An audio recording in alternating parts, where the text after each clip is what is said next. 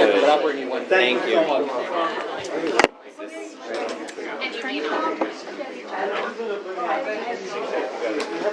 Did you tell them both your song plans for?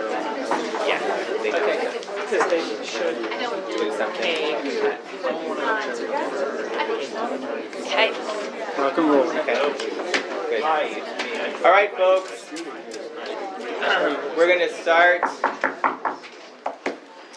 Thank you so much. My name is Manny Romero. I'm co-chair for the Land Use, Zoning and Economic Development Committee. I'm also a member of CB1. With me is Anthony Notaro, who's chair of the CB1. We've got Diana, who's also the staff for CB1. Just to make sure that we, are respectful of everyone's time. I know that many of you are here, for the items that we're going to be discussing today. I ask that if, those of you who are going to be speaking, if you've selected one person to speak on behalf, if you are all, some of you are saying the same thing, if you have one person or maybe a couple people speak on behalves, that would make things go a lot more smoothly. We do have a lot of people here, and these presentations are somewhat lengthy, okay? That said, the first item, we've got a presentation from Adam Meister of Howard Hughes Corporation with regard to the 250 Water Street Brownfield Cleanup Program. Adam? Hi. Hi. Good evening, everyone. I know many of you, but for those who don't know me, I'm Adam Meister, Senior Vice President with the Howard Hughes Corporation. I wanted to thank the Community Board for inviting us here tonight to talk about our company's participation in the Brownfield Cleanup Program as it relates to the 250 Water Street site. I'm joined here by our consultants at Langen Engineering, who will introduce themselves and provide more detail and overview of the environmental status of the property and the details of the Brownfield Cleanup Program. So without further ado, I'm going to turn it over to Mimi from Langen. Good evening, everyone. I am Mimi Ray-Gordetsky with Langen Engineering, and this is my colleague Paul McMahon. And we have been associated with this project since 2014 when we did some preliminary environmental work for the previous owner of the site. So first, I just want to give a very quick note of personal thanks to Community Board 1. I live in CB1, and my kids go to PS 150, and CB1 was really instrumental in helping us keep our school where it is. So quick thank you to everybody here for that. Okay, so the site is 250 Water Street. As you know, it's a full block down near the seaport. And this site has been entered into the New York State Brownfield Cleanup Program, which is a formal cleanup program that's overseen by the New York State Department of Environmental Conservation and the New York State Department of Health. It's a voluntary program, so nobody has to be in it. Howard Hughes has opted to go into the program. And it is also a very rigorous program. There are 4 cleanup programs that developers and individuals generally participate in New York State, and the BCP is by far the most rigorous. It requires the most data be collected of any of the 4 programs, and it also requires a very high level of QA/QC that goes along with that data collection and analysis. Kind of a big picture overview of the program. The way these cleanup programs work is first a site needs to be investigated before it can be remediated. And so one of the first things that's done is a phase 1 environmental site assessment is done. And that basically looks at the history of the site, history of surrounding area for petroleum and hazardous materials uses. But it involves no testing. And then a subsurface investigation or a remedial investigation is done whereby soil, groundwater, and soil vapor, 3 separate subsurface media are tested. And then once the nature and extent of contamination on a site are known, a remedial action plan is developed. And a remedial action plan typically when a development is involved, is dovetailed to the proposed below-grade and foundation construction so that the components of the building can be designed so that the building is absolutely safe for people to occupy. So, let's see. So where are we with this site? So 250 West Street, we performed this Phase 1 environmental site. Water Street. Sorry. Just want to make sure. That's my neighbors in 250 West Street. 250 Water Street. So what have we done? We've completed a Phase 1 environmental site assessment. That was done in 2014. And essentially, as you all see the site as an empty parking lot now. Well, back in 1950, it actually was chock-a-block full of individual buildings. Many of these buildings were used for manufacturing and industrial uses. And what we found when we did this Phase 1 is that there were a couple of notable uses. One of them, there was kind of a garage with a gasoline tank over in this portion of the site. And then over in this portion of the site, there was a thermometer factory. So those are two notable uses that we found amongst the industrial and manufacturing uses of the site, historical uses of the site. After we did this Phase 1 that found this industrial and manufacturing history for the site, which by the way was mirrored on sites in the surrounding area, it was a bit of a had a bit of an industrial and manufacturing history. We then devised a Phase 2 subsurface investigation program, whereby, as I said, we sampled soil, groundwater, and soil vapor. And we put we mobilized a drill rig and we put a bunch of holes in the ground and we tested those 3 media. And we found what we basically expected to find given the history of, the history of land redevelopment and the industrial history of the site. The first thing that we found was historic fill. And that's fill material that's brought to a site pre-development to effectively level it and create ground upon which buildings are built. It typically contains 2 types of contaminants, metals and semi-volatile organic compounds, and that is exactly what we found in soil. The second 2 things that we found, we did a geophysical survey, which is effectively almost like pushing a lawnmower that's actually a metal detector across the site in transects in order to find buried metallic objects. And we were able to locate an underground storage tank over here, which is exactly where we found an old tank on an old Sanborn map.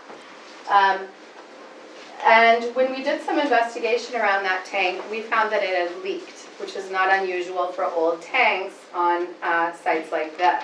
So we found some evidence of petroleum impacts in soil, groundwater, and soil vapor in this portion of the site.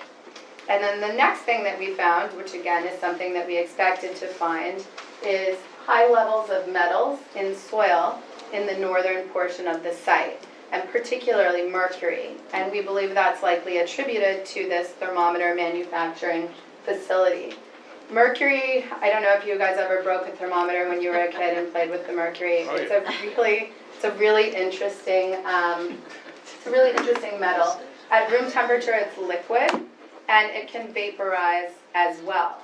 So below grade, where it's very cold, it essentially stays in the soil. It doesn't volatilize because it's not warm enough, and it stays in liquid form. But what it doesn't do is dissolve in groundwater, or, as I said, it doesn't go into vapor phase, so it doesn't go into soil vapor either. So it kind of stays in solid form in the soil.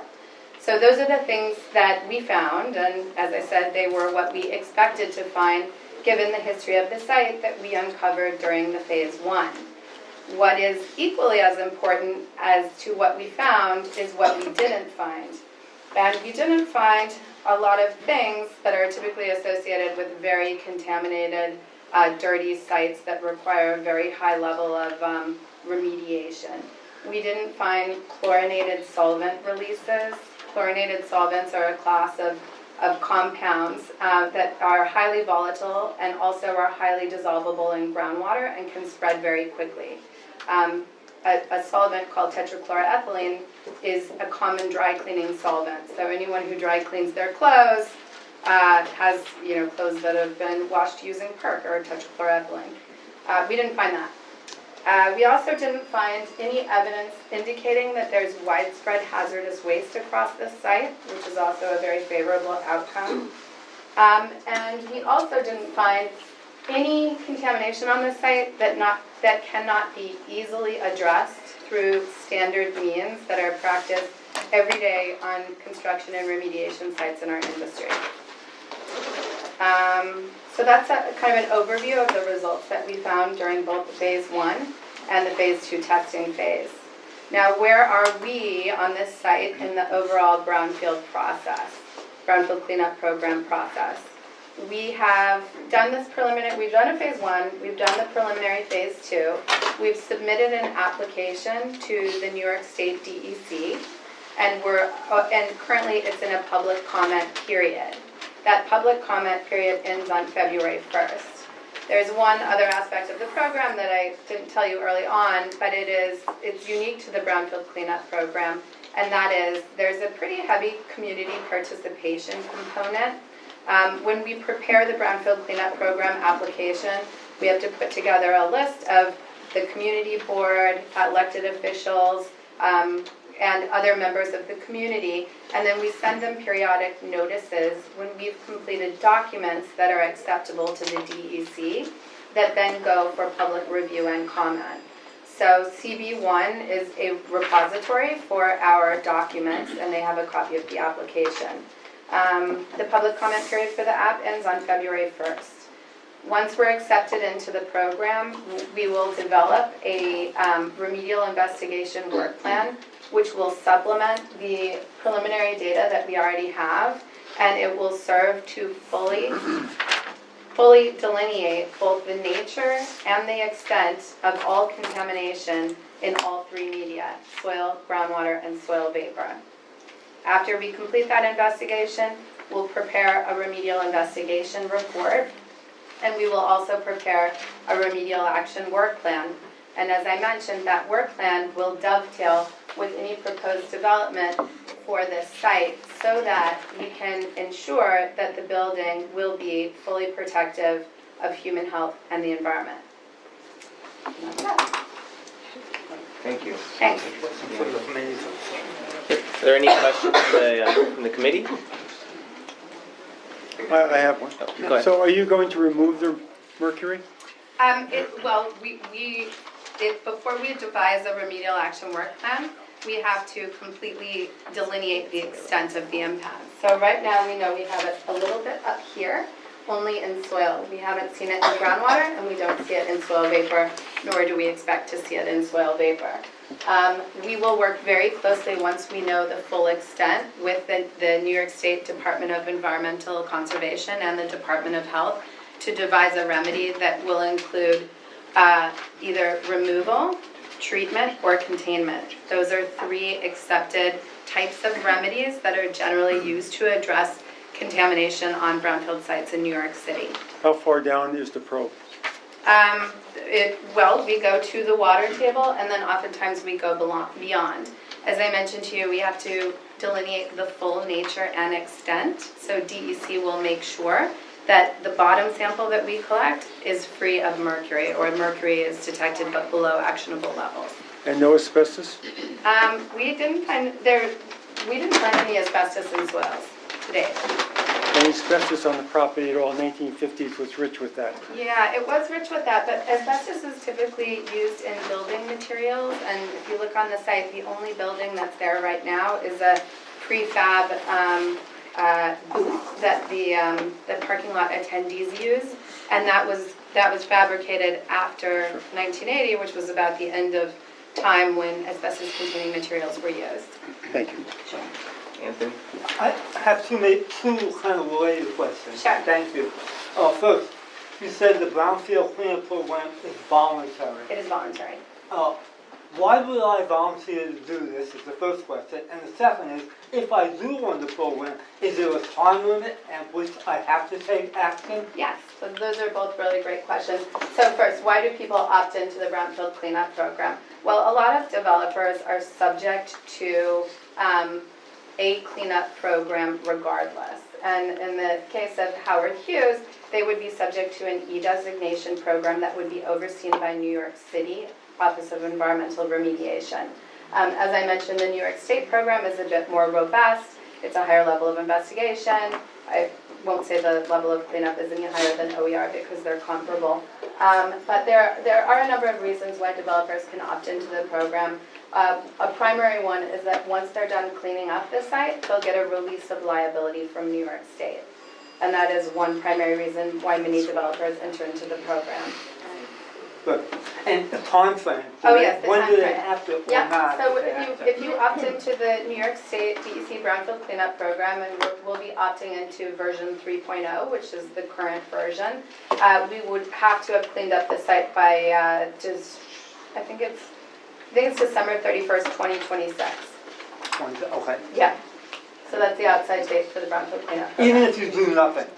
No development? No, we would have to clean up the site, yeah, even if there's no development. That's fine. Clean up the site and get a sign off. And just so you know, DEC doesn't let people just sit in this program. They actually make sure that we show progress the entire time that our clients are in the program. Okay. Thank you. Sure. Are there any other questions? Paul? Sorry. So, you don't know your remediation plan yet, so we don't know where you're going to be cleaning or digging. So, and do you even know what remediation consists of? Do you actually dig up portions of it and remove it from the site in trucks? Sure, yeah, I can tell you, well, you know, based on the history of the site, we thought we'd find a little bit more than we found. It was really pleasant for us to find historic fill across the site, which is usual on almost every construction site in New York City, the petroleum impacts over here, and the heavy metals over here. I can tell you that DEC most likely is going to require that we remove the underground storage tank here, and that we also do some level of removal over in this area. We may also end up doing some removal of the mercury over in this area, but do know that by containing that mercury, it's an equally as effective remedy. It can be an equally as effective remedy as removal. So it's still to be determined what route we're going to take over here. But over here, I know we're going to have to do some level of removal. And then finally, if any contamination is left in place post-construction, the entire site would be capped, and other remedial measures may be implemented depending on what we ultimately find as we complete the remedial investigation. And I assume there are tight regulations about exposure to the kids and other people in the neighborhood. Absolutely, yep, that's another really good question. So, as I mentioned to you, Department of Health is involved in, it oversees also the Brownfield Cleanup Program for New York State. They require that we implement health and safety plans that include on-site and community air monitoring during all investigation work and during all remediation work.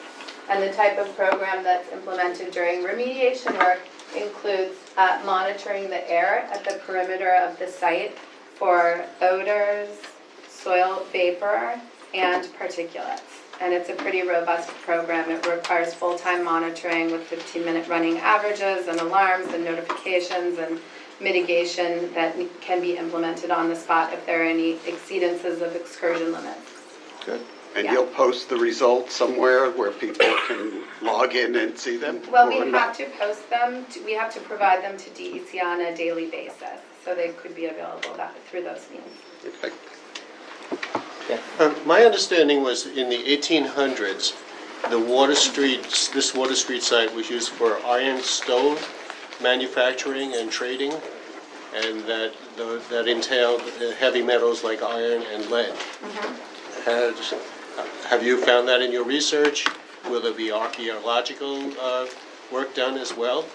So, as far as iron stoves go, as I mentioned, the does have an industrial and manufacturing history. I don't recall iron stove as being one that particularly stuck out to me.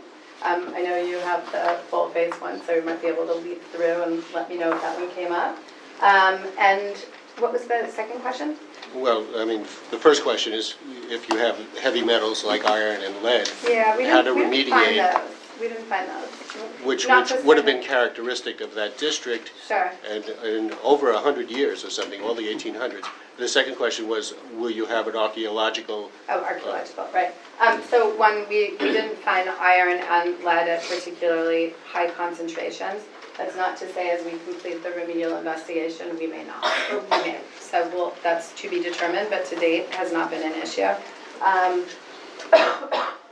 Iron and lead are handled the same way that mercury is handled generally, either through removal, treatment, or containment. As far as archaeological, I can't speak to that. I'm on the environmental side, and it's kind of a separate animal. Since the work is only going to be done on a partial part of the site, would the entire parking lot be closed, or will part of it still remain open? I don't know the answer to that either. I don't know if you want to speak to You're that. talking about during the testing? Yeah.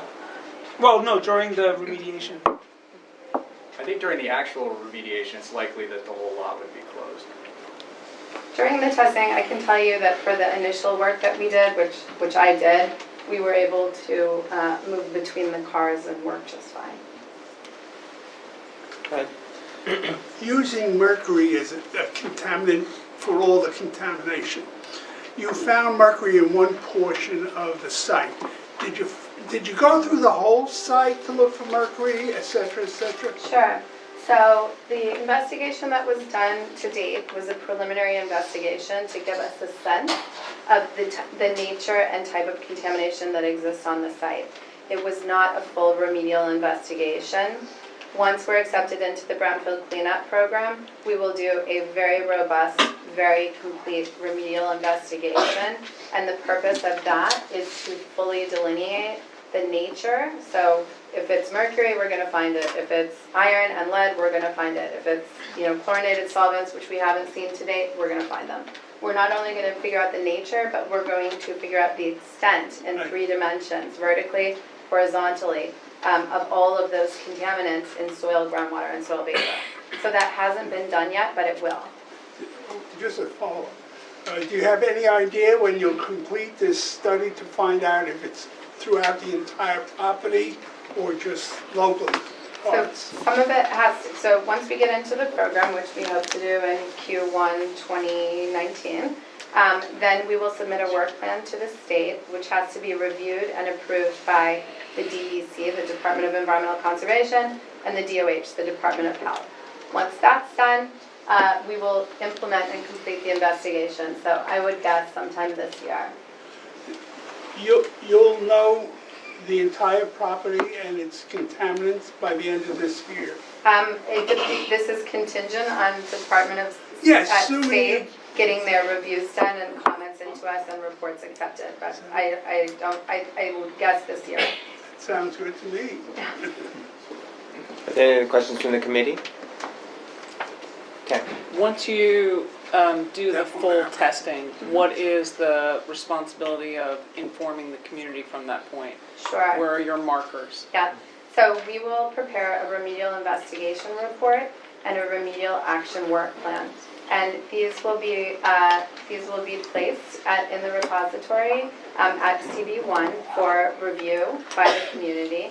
There will also be a public comment period associated with the remedial action work plan, and during which the state will accept comments from the community on both the investigation and the work plan. Do you know how long that public comment period is? I think it's 30 days, but it may be 45. Do you know off the top of your head for the RAP? The RAP is 45. RAP is 45, yeah. And that repository is also at the New Amsterdam Library. New Amsterdam So Library as both well. of us will have copies Yeah. of everything. When you finish a report, whether it's preliminary or the final, will we be getting, as you finish a report, no matter what status it's at? So the public, as I mentioned through this community participation plan, we will file all final reports, or actually draft reports as well if they're going for public comment, with the community board and the public library for review and comment. We've already, just to interrupt you, we've already signed up for that, Okay. so that if they're approved, they have to Yes. use us as a repository and the local library. Yeah, it's a very transparent program by design. Any other members of the committee? No, are there questions from anyone in the public? Yes. You mentioned that the remediation process dovetails with Howard Hughes's development scheme. Can you speak to that? I guess maybe that's a question for you guys. What does dovetailing mean, and how do those work when you have like have the historic element and there's things to happen on that end? Right, so I'll try to illustrate for you what that means. Once we know the nature and extent of contamination, we may know that, say, there's petroleum all over in this area and it goes to 15 feet below grade. And we may know that there's historic fill to 5 feet below grade across the remainder of the site. That may be the ultimate characterization of the site with some mercury up here. If a developer is planning to build slab on grade construction, meaning there'll be no cellar space, it's basically going to be capped at grade and the building goes up, then what we could do is just cap the site and eliminate exposure. But I can tell you that that is not DEC's preference. They do require some level of removal and or treatment before they'll allow for capping or containment. So in a scenario where a developer is building slab on grade, it is probable that our remedy will also include some element of removal and potentially also some element of treatment before a cap or containment is put in place. On the flip side, a developer could say, okay, we're putting a basement across the entire site to 20 feet below grade. If that's the case, brilliant, we're going to dig it all out. And then we're going to cap it and contain it. So is that a part of the benefit for Howard Hughes in opting into a program like this, that it may expedite their process because they've, in good faith, excavated? I don't think that there's anything about the Brownfield program that expedites anything impacted. Just because of the mandated public notice periods and the reviews by DEC and DOH, it tends to actually add time to projects. Any other? Yes. In terms of benefits, you didn't mention tax credits, which are part of Brownfield in other parts. So is Howard Hughes interested in tax credits or eligible for tax credits through this remediation as well? They would be eligible for tax credits through this program. There are a couple of other benefits to the program which I didn't enumerate. One is if you opt into the program as a volunteer, you can be relieved of off-site liability. I'm trying to think what the other benefits are offhand. Those are kind of the primary three that developers look for, is the ultimate sign-off, the tax credit, and the release of off-site liability. And how does the site relate to the flood zone? And is there anything about brownfield remediation that's particular to resiliency and flooding that would help us? Sure. Yeah, that is a good question. I actually have not. We're on the environmental side, so we're not necessarily looking into floodplain and raising the grade, but I can tell you from experience that Howard Hughes will be mandated to meet certain flood zone requirements with the uses and the elevations at which those uses start in the building. And environmental, what we do, oftentimes it ends up being a lot of removal, whereas to meet the new floodplain elevations, there needs to be a lot of grade raising. So what may end up happening is they may need to bring some material on site to raise grade. Are any of the remediation options like a bad choice in a flood zone? Not really, because we think through all of those things. As part of this remedial action work plan, we're mandated by New York to do what's called a remedial alternatives analysis, where we actually look at a series of remedies against a number of balancing criteria. And one of them, we look at community acceptability. Is it practical and implementable? Is it effective in short term and long term? So we look at these types of things in order to make sure that the remedy that's selected is optimal, not just for one criteria, but for many. It's a very balanced process. Yeah, let me get this gentleman right here. Yes. Hi. I would assume that this is rather expensive to remediate. It depends. As I said, we haven't really. No, fully- I understand, but I'm going to make that assumption. Okay, you're presuming it, okay. Thank you. Yeah. Part of my foundation. Sure. And the question that I have is, if you're spending all of this money, Mhm. and you're only allowed to build 12 to 12 stories, does it become cost effective? It is my understanding that that site is part of the South Street Seaport Historic District, and therefore you can only build up to 12 stories. That's correct. What- You're correct. Right, so therefore, does it become cost effective, and are we better off, or is Howard Hughes Corporation and the community better off just leaving it that way unless they can figure out a way to make it cost effective for them to build no more than 12 stories? Sure, so I mentioned we do a remedial alternatives analysis and we look at a number of criteria, including cost effectiveness. Right. So that is certainly one that we look at. I can also tell you that I have clients that are building, I have a client that is operating a small medical office, and he's undertaking the Brownfield Cleanup Right. program.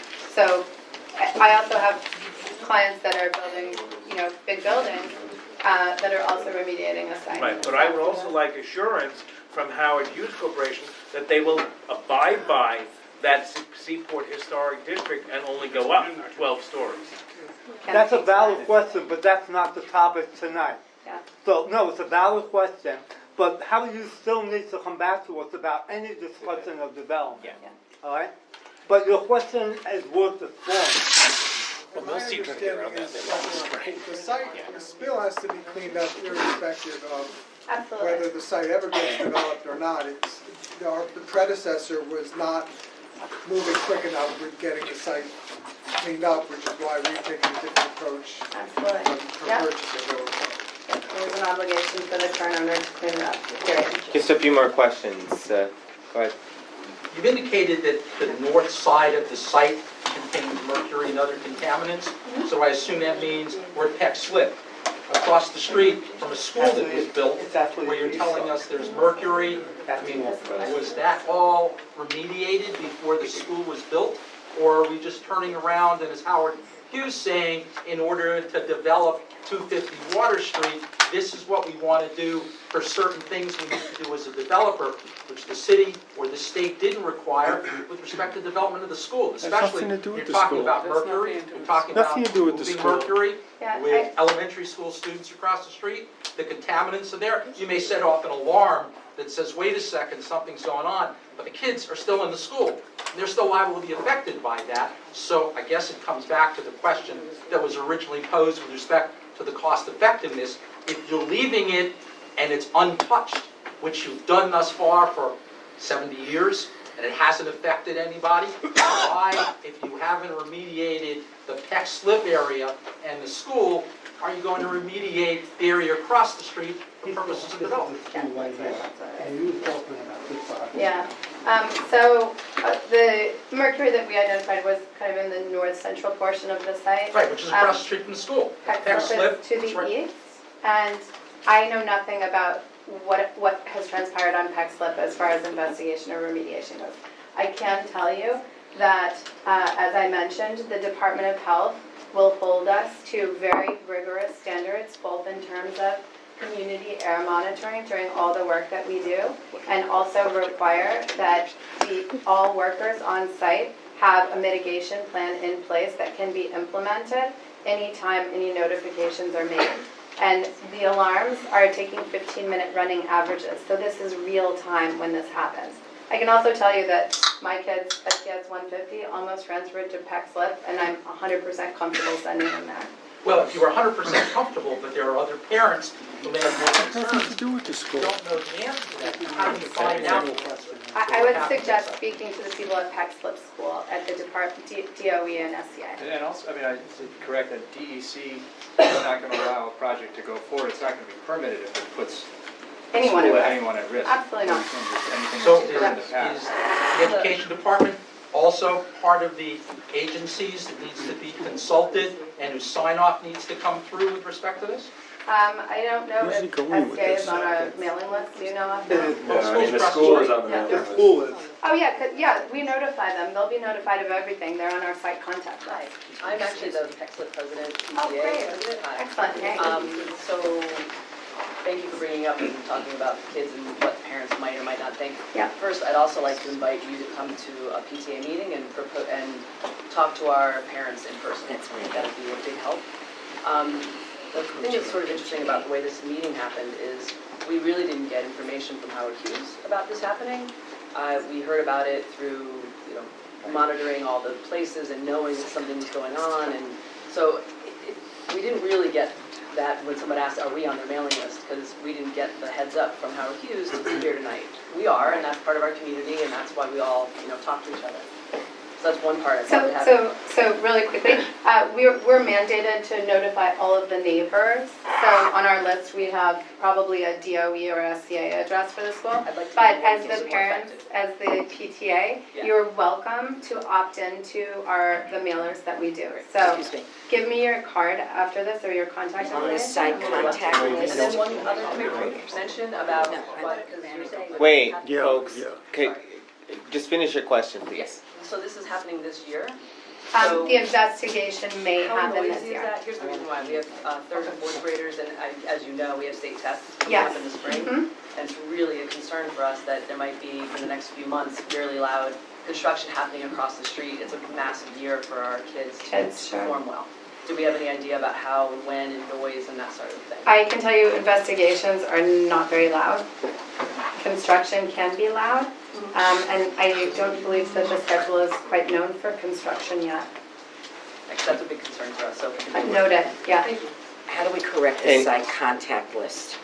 Because To do what? Southbridge, for some reason, you weren't able to find the number of Southbridge towers, and you have the wrong address. And we also have a daycare center at Southbridge and a senior center that were not listed. Sure. So how do we correct that? You can provide comment to us, which will transmit to DEC. Do I have a contact number? Exchange of cards. Yes. Paul will give you his card, but we need the daycare center is Bright Beginnings. Yeah, that sounds really familiar to me. I feel like It's it not may be on the there. site contact us, not on there. The list is 80, no, it's not. It's on 80 Beacon Street. Okay, Bright that's great, yeah, Beginnings. give us the information and we'll add it. Okay. Okay, How do you Wait, miss, contact excuse these me. neighbors? hold on just a sec, okay? Tammy, go ahead. You mentioned off-property liability. Can you detail what exactly that means? Well, right now, we haven't found anything that indicates that there's anything migrating from our site off-site. But there are cases, for instance, I have a client who bought a dry cleaner, and there happens to be contamination migrating off-site, so he opted into the program. He's released of liability, the state then takes over that liability. So it doesn't mean it's not going to be addressed, it just depends on who's going to be addressing it. But the goal is to remediate so there is no more liability. The goal is always to remediate so there's no more liability. It just depends on who ends up being liable. And the state would therefore be liable once you've completed the program based on their Correct. guidelines. Yeah, that's correct. And that's because this program it's designed this way for a reason, and it actually makes sense. That's easiest to illustrate with this other client that I have who bought a dry cleaner, didn't know he was buying a dry cleaner. He didn't operate the dry cleaner for 70 years. He didn't put the contamination in the ground. He opted into the program, he cleaned up his site, and then the state takes over the off-site liability. How were you contacting the neighbors? In what way We did have you? a site contact list that we are mandated to pull together as part of our Brownfield Cleanup Program application. So we've pulled it together, and it has very specific individuals, community boards, elected officials, things like that, that we have to itemize. Anyone that's not on it can opt into it. If anyone does want to do that, contact the community board and we'll make sure that it happens. Is that what we need to move on? Yes. This site is listed both in the city and the state register as a historic site. Does that influence the way in which you do remediation? It does very little for us. I mean, I imagine it's that way because of the entire area. And I imagine that a lot of other blocks might be on that registry because of important buildings that are on it. This is an open. So, for vacant example, parking is lot. SHPO involved in this? SHPO is not involved in our process. They may be involved with other processes that the developer has to undergo, but they're not involved in the Brownfield Cleanup program. Thank you so much. Thank Great you. job. Thank you. Thanks a lot. Nope. One last question. Ma'am, there's a question back here. You want to Ooh, take yes. one more? Go ahead. Think honestly about construction or engineering. When Uh-huh. you talk about, in the course of making this assessment, you're digging down. How do you break through the surface paving of the parking lot? I mean, is that jackhammers, is that bulldozers? What mechanism is used to get down into the ground? A variety of mechanisms can be used. Oftentimes, if it is just asphalt pavement, it's actually soft enough that an excavator can pull it back. None of that is noisy or You know, construction can be noisy. We're involved in the excavation, or I'm sorry, the investigation and remediation. I can tell you the remediation side is generally pretty quiet. Okay, thank you. Thank you. so much. Thank you. Thank you. Let's go on to the next item. This is a follow-up to the discussion regarding the rural-based jail system plan and the detention complex.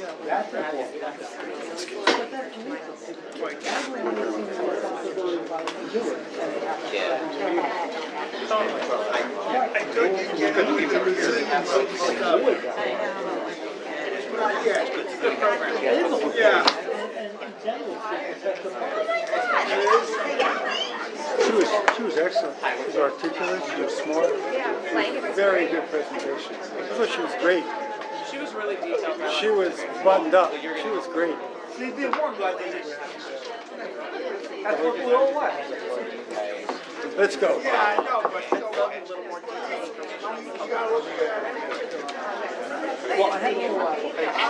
All right, folks. If you guys are done with the first item, please just, exit the room. That'd be great. We forgot that in your. As quietly as possible, please. Okay. How are you? Welcome. Manny, want me to close the door? Who's this Yeah, now? that'd be great. Oh, this is the fun one. Yeah. They're all fun. No, I thought the first one was fun. this one's spicy. Oh, that was pretty calm.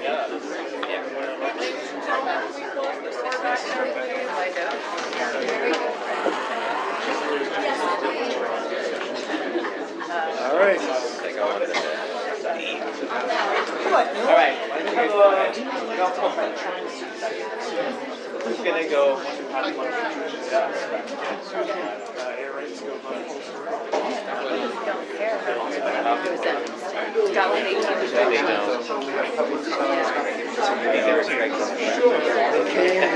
Well, they came to the wrong. What did they expect? An argument? Freshmen. No. No pizza. I was good. Sneakers in there. All right, folks. Have your attention, please. We move on to our next topic, please. Okay. Hi everyone, my name is Gabby Manuel. I'm with the Mayor's Community Affairs Unit. I'll introduce the rest of the team here with us tonight. Hi, I'm Joseph Thomas. I'm also with the Mayor's Community Affairs Unit. Hi, I'm Nicole Torres. I'm with the Mayor's Office of Criminal Justice. Let's see. My name is Shatad Floyd, and I'm also with the Mayor's Office of Criminal Justice. So as we discussed with the community board leadership, Anthony and some of the staff today, we don't have any new information on the plan to present since the last time we were here.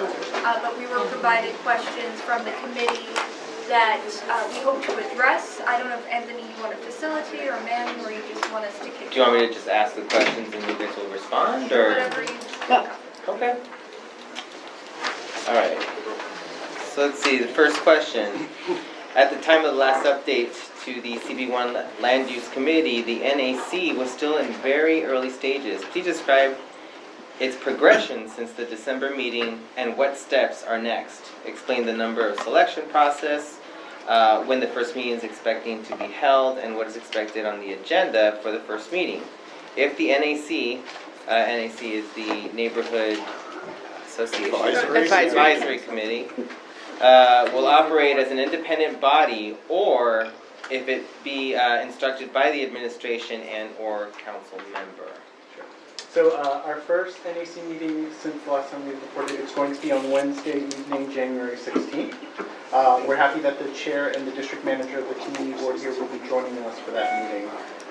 As far as our selection process, we looked through a variety of people from the overall community. These groups included nonprofits and local residents, as well as tenant associations. We also extended an invitation to the adjoining Community Board 3 because we know that both entities can offer a wealth of knowledge for our NAC. We also made sure to invite overlapping city, state, and federal elected officials for them to come, or to have a staff member represent them at these meetings as well. Are these members, do they apply to be as a member of the NEC, or were these just people that were randomly selected to be part of the NEC? These were people that were selected. We consulted with several, we consulted with community groups, consulted with council members' offices, and the like. Is there a background or is there some vetting that we could actually see who these people are? Because right now we have no information on them at all. And when you say that they were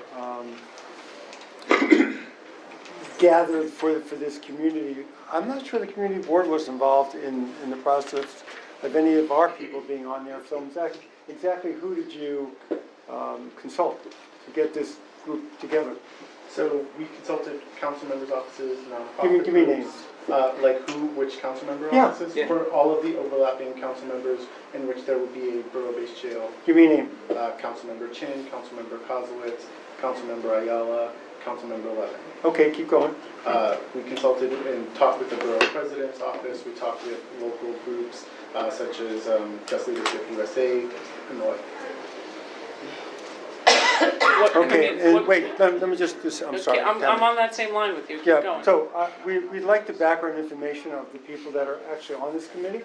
How do we get that? Because right now on the website, there's nothing. So as of right now for Manhattan, we're going to wait until the first meeting happens to see who is going to be attending. All of the meeting minutes, and in that minutes will be who came, which organizations they're affiliated with. Those will be posted online as well as any presentations that are given to them. You okay with that, Anthony? Yeah, just to interrupt and full disclosure, myself and the staff met with Gabby, with Councilmember Tim's office today, and made it very clear that we understand their development of the Neighborhood Advisory Council, and there is one in all four boroughs where this action is taking place. And we made it clear that CB1 solely has the responsibility of doing ULURP. So while this may be an important element to help us, we are doing ULURP, regardless of what the NAC does. And so we made that very clear to both the commissioner of the Community Affairs Unit. So I said to them today, we want to collaborate and be open and transparent, but we are mandated to do ULURP. And this committee will take the lead on that. So I understand the concerns, and I don't criticize it in terms of what they decided to do, because it's a city-wide process. But ULURP is our responsibility. All our meetings will be open and transparent, and we want to hear from a variety of organizations and stakeholders. Yeah. I know that's motherhood and apple pie, but we're moving ahead. Just to clarify, because there's a lot of like rumors and things going around. I know the Worth Street site is now dead, but is the plan that was presented last time the 500,000 square foot use of the current tomb site? Is that still on the table, or is there a different plan you're looking at now? Yes, the same site we came to last month, the 124, 125 White Street is the plan. At that level of development you're talking about, the 500,000, I think. No, that's the maximum allowable height, but we're working on bringing that down. Okay. But I think you said it was like 500,000 square feet of space or something in the... I thought you said it was more than that. It was more than that. It was triple what they currently have. No, you're right, Tam, it was like. It was 1.5. 1.5. They're triple, currently at 500, Yeah, so they're looking to do that's what 1.5. was mentioned, is that the bulk you're still looking at, or have you decided to go with a smaller bulk? It's, the numbers that we presented last time are still the numbers that are going forward. Like Gabby said, we are working to reduce the height and that work within those parameters. So it's just to confirm, because Tammy, I misremembered, what, is it 1.5 million that you're talking about for the project? Yeah, we don't have that information on the top of our head, but we're happy to follow up. All of you sitting over there, there's quite a few of you, nobody knows the total development square footage being discussed? No. Okay. Tammy? So what kind of a requirement process is there for this committee in terms of attendance, in terms of outreach, in terms of communication? So for attendance, the people who we've invited for organizations or the people who are residents, they would be allowed to send a proxy if they cannot attend a meeting. We would like them to attend all of the meetings, but we understand that. Is there a requirement for attendance? There is no requirement for attendance. I want to interrupt again. I'm just curious. And it's for your life. Yeah. You can beat them up all you want. We beat them up today. Remember, whatever the NAC does, let them do it. We do Europe. Okay. I want to make sure we're all clear about that. NAC may provide valuable input and inform us. However, we are the lead body on this action. Agreed, I just want to understand if they're going to be able to provide input back to the community board. Right. I have suspect if there isn't a robust dialogue that you have at your meetings to provide input back. How is, and where is the transparency in that? If you have a full breadth of people appointed from the community but they don't show up to the meetings, then you have a one-sided discussion consistently.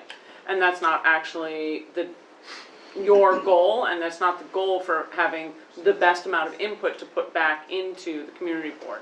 So I'm just looking to understand the parameters that you've set up within your groups to see. You want to trust the information that's given to you, but you want to know that it's come from due diligence. So that's, I mean, you don't have an attendance requirement, you don't have anything that's, if you have somebody appointed and they don't show up to any of the meetings, there's no, you don't say, well, I'm sorry you can't make it, let's appoint somebody else from your group. Like, is there tracking? You understand what I'm trying to ask here? Yeah, we do keep track of who is attending and who's not attending, and we do follow up in our other NACs that have done if someone hasn't attended. And yes, we are open into if one person from one group is not able to attend, we're open to adding other members as we've done in other NACs. One of the checks and balances is that Diana and I will be at all these meetings. So we'll come screaming back to tell you what's been happening. They have agreed that they will post the minutes, okay? And the checks and balances will be able to come back. Now, the first meeting takes place this Wednesday, so we'll see how things are going. I assume we'll take attendance at the meeting, have a sign-in sheet. And Joseph is right that we will, if someone can't make it, they will be allowed or asked to send a proxy there.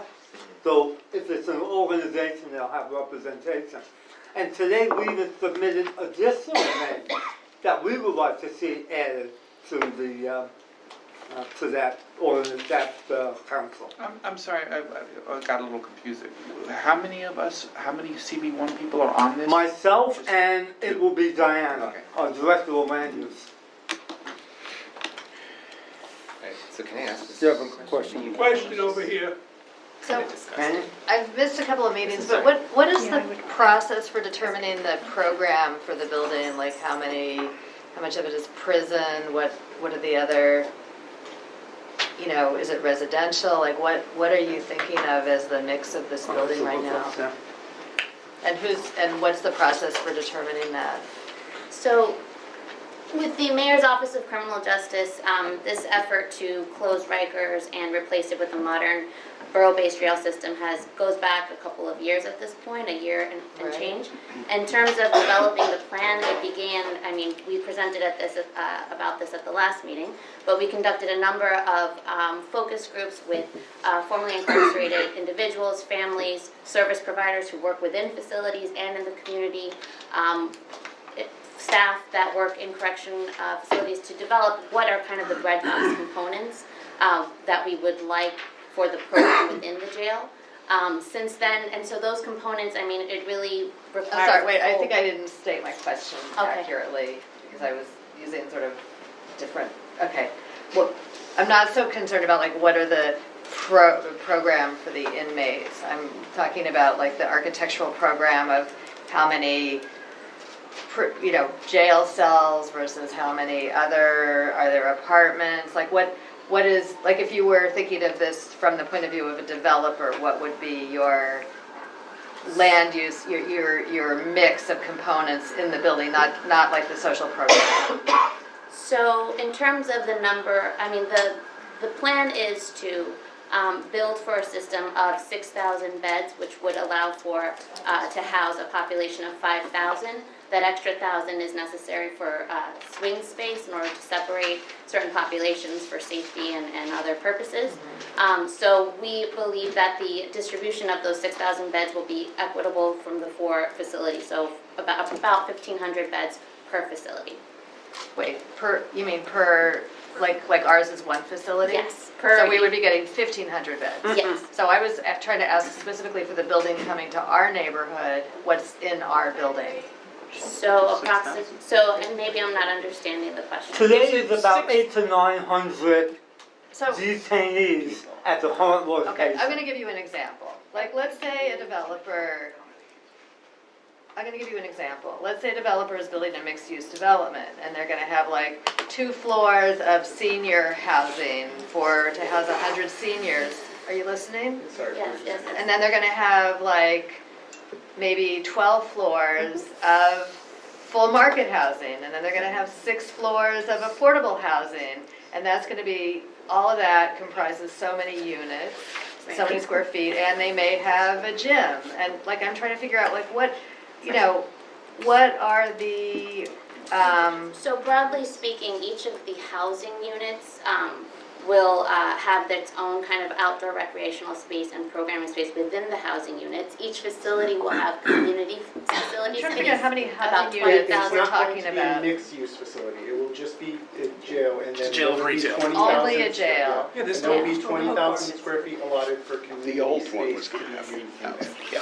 Okay, so it's just a jail yes. with like 1,500 Beds. beds. Cages. Laura, we've got Okay. Allison. Do you want to? Is part of your question. The current jail that's on that site has ground floor commercial use. There's shops and a restaurant sometimes. Will the proposed facility have those kind of uses on the ground floor that the public can access? So there's 20,000 square foot of community space that will be determined during the ULURP process as to what that will be used as. And additionally, there'll be about 430,000 square feet for support services and 930,000 square feet for housing. Housing. That's for the detainees. So you're considering the community space to be retail? That's what you're calling, the gentleman said that there was 20,000 community use. Yes. Community use is not necessarily retail. Retail is retail. The question was whether or not you have retail facilities on the ground level beyond the 20,000 community use. It's a different question. Do you know? We do not. No. If it's sorry. Retail is retail. If it's going to become retail, we have 20,000 square foot of space. If the community wants that space to be retail, then that will be 20,000 of retail. However, in the alternative, if the community wanted another center or some other sort of use, they could use that same 20,000. So that 20,000 is static. It will not be 20,000 of community space on top of additional retail space on the ground. Did I misunderstand your question? Community use, community benefit is not the same as retail. correct? No, he's saying. These are all important questions. I want to remind you, and I'll sound like a broken record, Diana can help me out here. They're not going to answer these questions tonight. We get to do that in Europe. Right. All right? So you have more of we're more in the driver's seat. They are proposing something, we have to comment on that. Right, but I'm trying to understand what they're proposing. But they're Like, is not it laying out their program. Yeah, we don't know what they're talking Usually about. people That's come right, to they haven't- us they haven't even and they gone- have a plan, whether we Right. like They it or haven't not, gotten we to that understand point. what's proposed. Right. Well, They We have don't not seem gotten to to that what point. point are they at now? Why are they here if they don't Well, have a we want plan? them here at every meeting so they hear these comments. All right. That's why. Can I ask you another, you said you're trying to make it smaller. Are you considering reductions in the program, or are you just trying to you're trying through efficiencies to have the program you're planning and see if you can get a smaller building bulk-wise or height-wise? So there's a number of toggles that we're considering. No determination has been made. Some are changes in programming. Some are within. I mean, this is something that we are still looking at. So there's so for example, the number of housing units per floor, 36 to 32 to 34. You know, there are a number of toggles. I mean, I'd be happy to follow up with more details after this meeting. Yeah, one more question, and then I've got other questions. Jenny, go ahead. Well, I just have one question, and I'm probably very confused. Did I understand that the Neighborhood Advisory Council has no neighbors except for Paul and Diana? Is that correct? I mean, Yes and no, yes and no. CB1. You're correct that CB1 today only has Diana and I on it. So There are some residents nearby that are on the council, but I don't believe they're part of CB1. So what is the I guess it's not very neighborly, sorry. Hey, I'm not here to justify it, but I So want to we make can sure hear you. everyone's clear Yeah. that we are going forward with Eula. You said you What happens recommended at more people, you recommended more people? Yes. Could you reveal who you recommended? Yes, one of them is a neighbors association on Walker Street. Sounds good. Trying to remember who the others. Do you remember who the others were? Whoever they are. We should, Get Out, Stay Out was an organization that was recommended, and also just more unaffiliated residents from the kind of the civic center area, as close as we can get, as opposed to our neighbors in Community Board 3, since it seems like the list we had seen, I think we did the math, and there were 15% makeup from this district, so in an effort to kind of balance that out. Yeah. And I think it wasn't more specific than the Walker Street neighborhood group, and then I work on identifying more unaffiliated residents. So we had that discussion businesses. literally this afternoon with them, Yeah. and we're gonna come back with more input on adding to this council. Yeah, there's not that many organized groups that I'm aware of in that area. There's not, and that's why it's I have a difficult. stupid question. What do you have in place now? What do you have now? Do you have a size of a building? Do you have square feet? Do you have the number of residents? I mean, what do you have now? I'm a little confused what you have now. So, hold on. To clarify your question, are you speaking of in terms of our proposal? I want to be clear that because this is design build, we have not issued out any contracts related to the actual design or construction of the facility. So we have gone through a master planning process, which sort of gives us sort of our principles and guidelines. So we have a building envelope of about 1.2 million square feet. And we know that there are going to be 1,500 beds there. Speaking for the detainees, and Nicole went, obviously a significant portion of that space goes to just sort of our operating. Outside of that, in the 20,000 space for community use, whatever, that is a CP1 sort of decision for what is going to be that community space. We have not designed any of the internal aspects. Okay, thank you. Let me just continue with these questions, because some of these questions will probably be some of the questions that you guys are going to ask. I just want to get through these. The second one, again, you spoke a little bit about it, but please explain how engagement is expected to be conducted after the conclusion of ULUR. We have a general understanding of how design build is different from the traditional procedure, but as no procedures in place for engagement post-ULURP in the design build model. It is unclear what roles community boards and NACs will play after ULURP is concluded. So the city is committed to robust community engagement during the time of the ULURP and post-ULURP. We're not putting anything else formally out yet because we know that the ULURP process has to go through the community boards and through all of the players that it has to go through. So we want to respect that process before going into any more detail, but it is something we are working on. What is the process by which the public may know about affiliation, full disclosure, of the NAC members and if they have any conflicts of interest?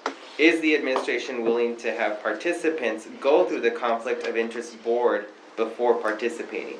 So the neighborhood advisory committees are considered advisory boards because these are volunteers. So therefore they wouldn't be subject to conflict of interest board training or any screening along those lines. We are. So this was for our conversation with the law department because they're not getting paid in any way, shape, or form for this. It's not something that they. Neither are we, just so you know. Community boards in the charter are something specific, something different than an advisory committee as defined within the charter. So the law department, as we have spoken with them, said because they're a volunteer, they're not getting paid for this, they would not have to go through conflict of interest. I'm just kind of looking at Gigi like this because That's crazy. working for Margaret, having been a community board leader yourself, does that make sense to you? Sure. So, good evening, everyone. Gigi Lee, Deputy Chief of Staff for Councilmember Margaret Chin. I think this is kind of a weed in the weeds kind of issue, but basically, because community boards have a city mandated charter designation, because you guys vote, and also as you have official roles in things like ULURPs, and also because you receive city money, for example, the money that is to pay for your staff and your office space, so and are considered an agency, it puts you on a different sort of standing than a neighborhood advisory council. Okay. Fair enough. Yeah, it's good answer. Good answer. How does, we don't have to do this at this meeting, but I'm really curious, like how the design build process interfaces with the ULURP process, because design build is like an iterative, fast moving, aggressive process, and ULURP is a kind of surgical, painstaking process. So I'm by no means any expert on design build or anything along those lines, but we are happy to come back and have someone who can talk about the design build process to the community. Well, as it relates to ULURP, I understand the ULURP process and I understand the design build process, but I'm curious if it's design build, how we're going to get enough information to really, that we would need for a ULURP process, which has to have a lot of information in it. Which I believe they said they were coming for ULURP in March when they were here. Yeah. But no, that's a great question. We don't have an answer, and it's unclear, because ULURP is very specific on what to do. Yes. And design build is a whole new Painfully world. specific, and design build is like, the whole point of it is a more like cowboy culture of moving It's stuff changed forward. day by day. Yep. Yeah. So yeah, great question. Diana put that to them today, and we need to work that out, because this is it's never been done before. Well, I don't know, I mean, they've done a lot of design build, like the Javits edition and stuff like that, but that probably didn't have to go through ULURP, because it was state, I don't know. You're right. And from our experience, this may be the first time. Could I just ask one more question? Do you have, an ETA when you would like this to be completed, when you want to be up and operational? That was one of our questions here. I'm sorry. Yeah, no, it's okay. 2027? Yes. That's the expected. And the certification around the late March period timeframe? Around March 25th is when we're looking for certification. Okay, good. Just a super quick question about the other board. Is it public? Is it recorded? Are actual meeting recordings disseminated? They've said that they will post the minutes of every one of them. Different. That's all they said Is so it public far. access? Is it recorded? Can anyone come in? Can Oh, reporters no, come it's in? not an open meeting. Yeah. Are journalists not allowed also? I don't believe so. How's that? Okay. Are they? By the way, Yeah, that's journalists not, that's not much different than what we did with the Seaport Working Group. So this is not, but I agree with you, we've pushed back on this, and that's why I'll repeat it again. We are doing Europe, not the NAC. So the body of record is CB1, not the Neighborhood Advisory Council. I'm glad for that. I'm just trying to understand Yeah, the no, function of look what- Neighborhood Advisory Council. But it is, now, I want to make the analogy, it's very much like we did in the Seaport Working Group, but the major difference is the Seaport Working Group was designed from the bottom up, from the community up. Our concern is that this one is being designed from administration down. And so we have to reconcile that. And I know some people who are on that group, and I know some of the right people are on that group, and I'm glad for that, but it just seems like there's a lack of actual public interaction, getting to a point where a plan's formulated, and it's too late. No, because that's what we do at Europe. Okay. This committee will work on that in an open process with everyone from the public having access to Okay, it. good. Thank you. Sorry if I I'm gonna wait. sound Let me- repetitive. No, I'm glad you cleared I'm it gonna up. wait Thank for you. Manny's Okay, questions. let me ask tonight. another question here. We got a couple more.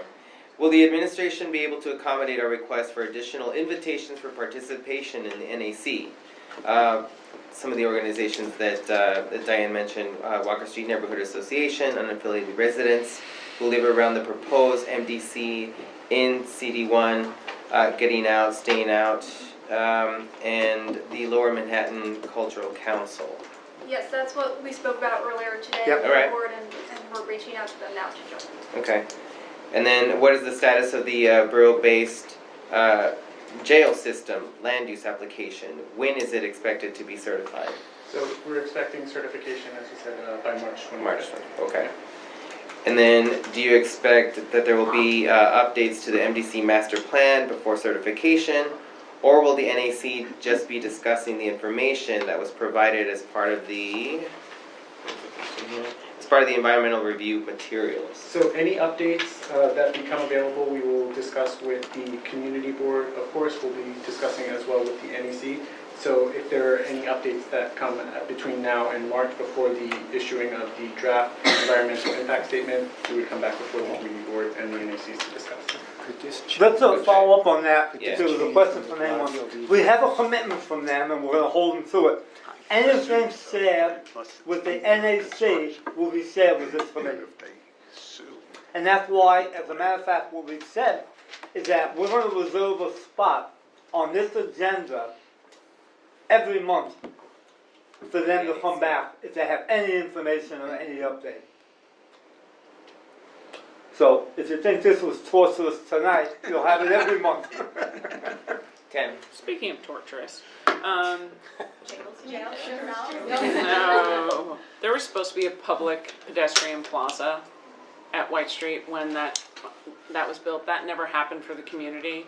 It is a temporary parking lot for placard parking and has been for several years, as well as the local streets. We talked because when you were here in December, you presented about demapping White Street and no commitment because of the underground connection that you need to do to doing underground parking to alleviate the parking situation on the local streets. Will that be part of the conversation in a ULURP process? And what steps are being taken prior to ULURP about parking and demapping?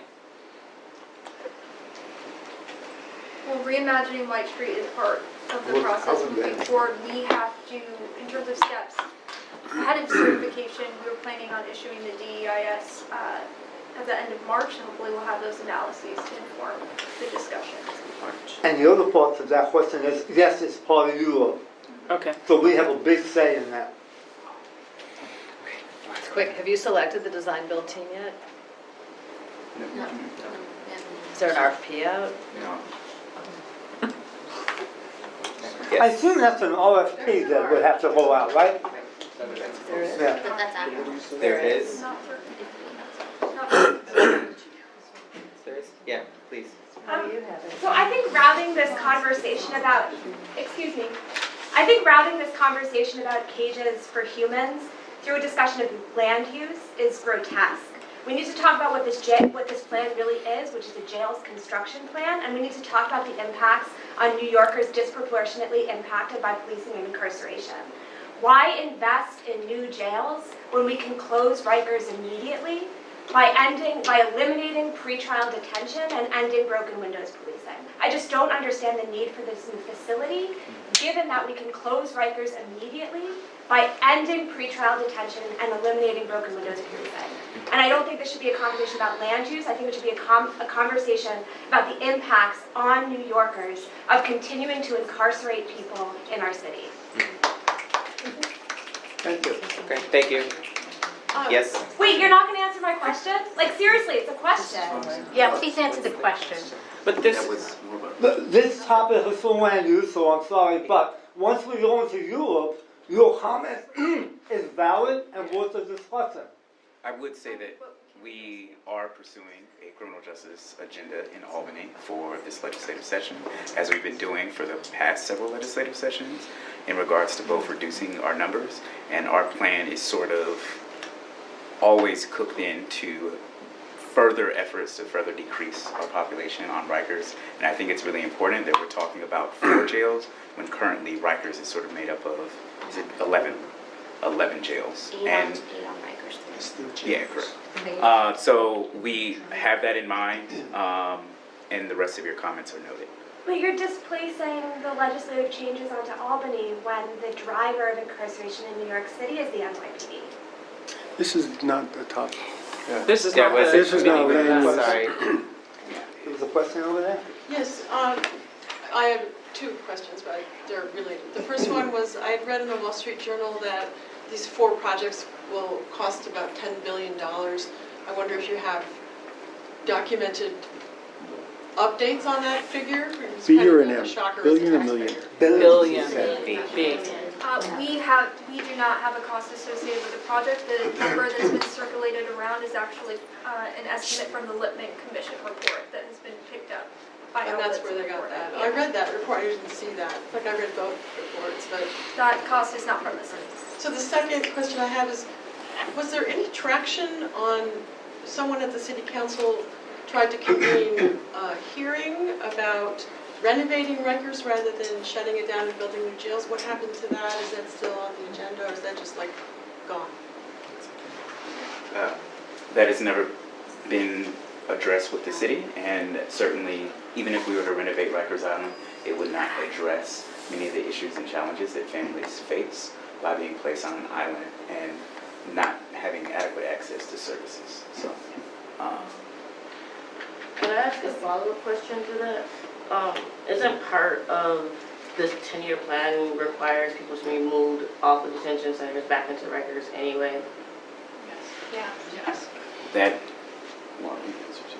So part of the master plan for the borough-based jail system would require simultaneous construction, and in order to do that, since we have existing DOC facilities that currently house folks, we would have to, the plan would contemplate some kind of transitioning of moving folks around in order to allow for that construction. But not to Rikers, could you answer the question? Yes, which may include moving back on Will Rikers during include, construction. right?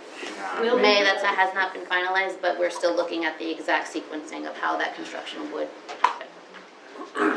Any reason why we're not having a facility in Staten Island? Sure.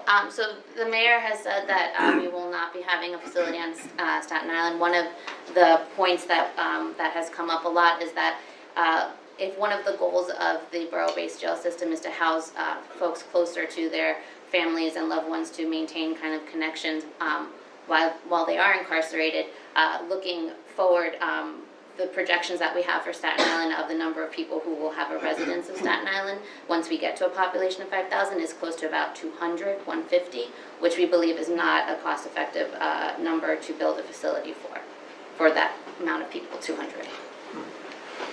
So the people in East Center, are there based on their residence or where they're prime or that pause was made? So that's a good question. No operational decision has been made on exactly that, on exactly how will people be housed, what criteria would determine that. However, we have said that there is going to be a preference for residents, so place of residence. So there's a preference for that, but there are a number of factors to consider. For example, if that person has multiple cases in other boroughs, if it's particularly complicated, if they have special acute medical needs, so on and so forth. So no decision has been made yet, but the preference is for So I know you won't know the answer, but I'll bring the point up because I'm sure we'll discuss it. We would be concerned that however the criteria is defined, could the center here, or the MDC in Lower Manhattan, could be 1,500 or 2,000? That's right.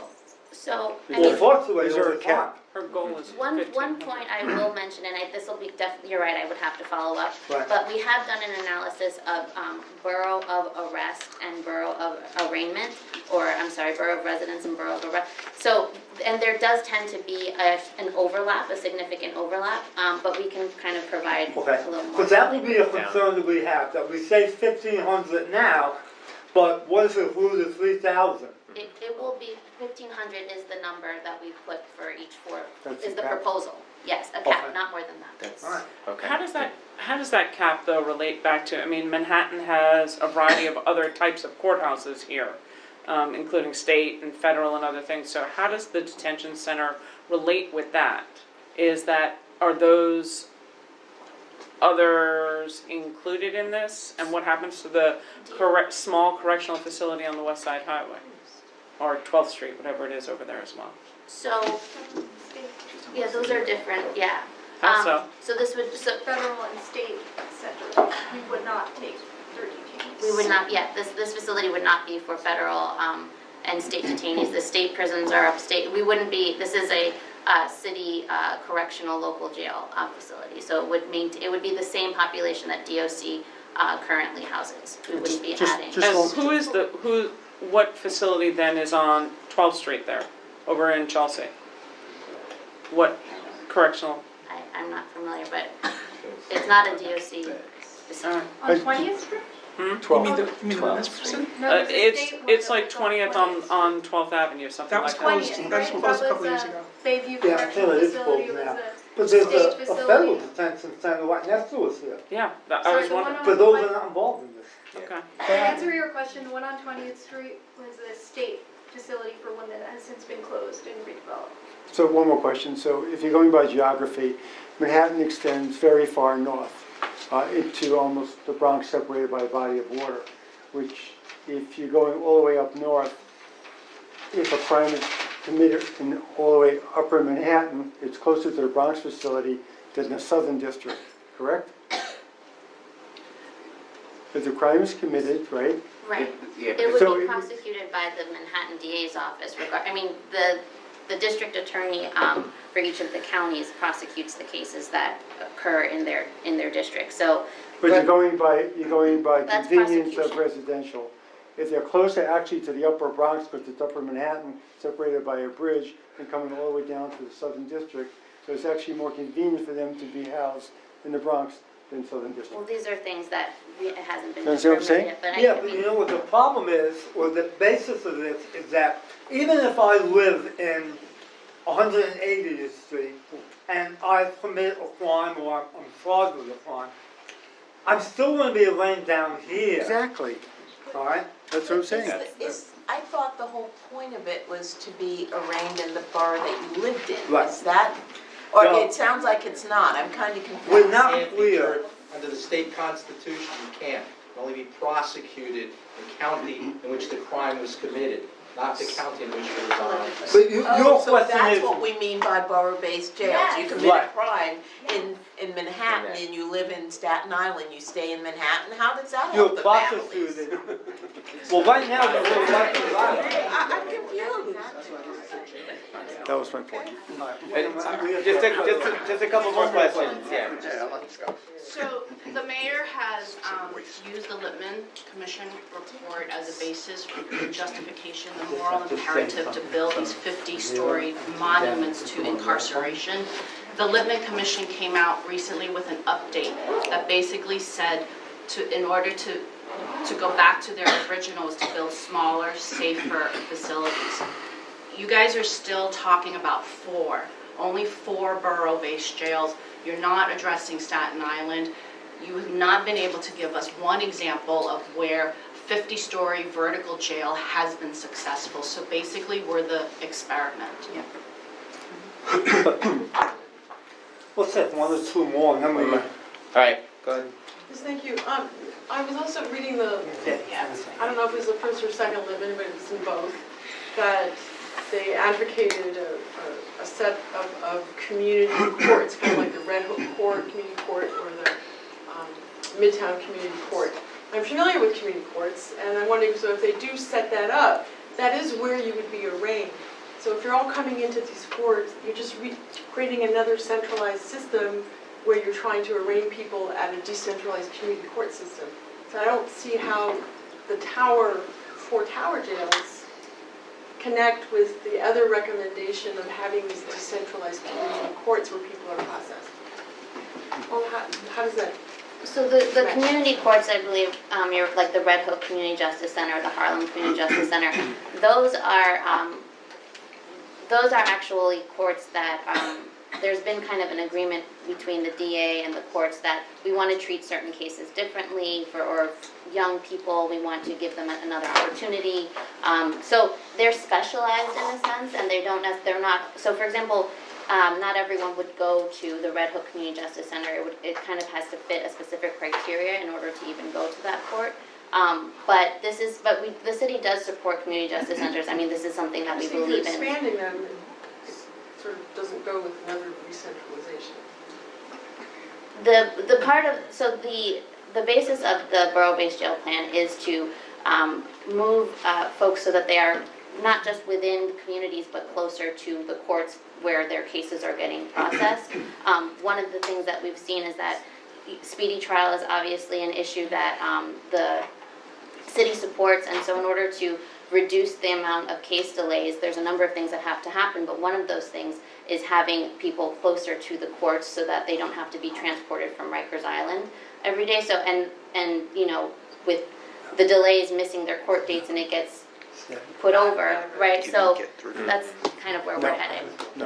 One last question, go ahead. Is it anticipated that the sale of Rikers Island real estate will help pay for these jails?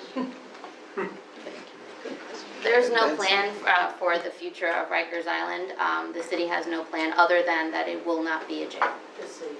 HHC is going to buy Hallmark. It's being sold. HHC is going to buy Hallmark.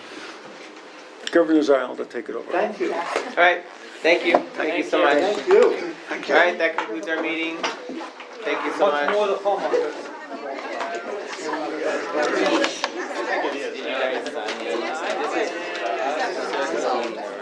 Wow, 7:30, that's not bad.